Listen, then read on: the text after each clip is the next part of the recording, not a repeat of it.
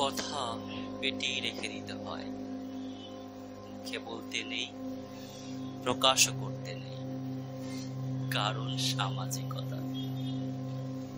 কিছু ব্যথা নিজে নিজেই সইতে হয়, শেয়ারও করতে নেই, বুঝতেও নেই, কারণ দায়িত্ব।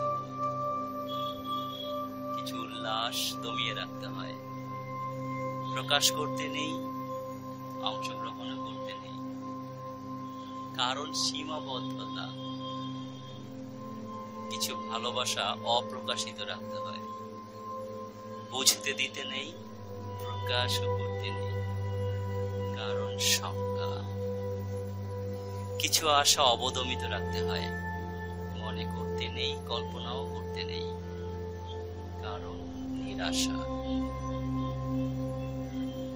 কিছু রাগ পুষে রাখতে হয়, দেখাতে নেই, প্রকাশও করতে নেই, কারণ লক্ষ্য। কিছু হাসি ঠোঁটেই রাখতে হয়, অট্ট হাসতে নেই, আবার হাসি টুকুতেও নেই, কারণ স্বভাব।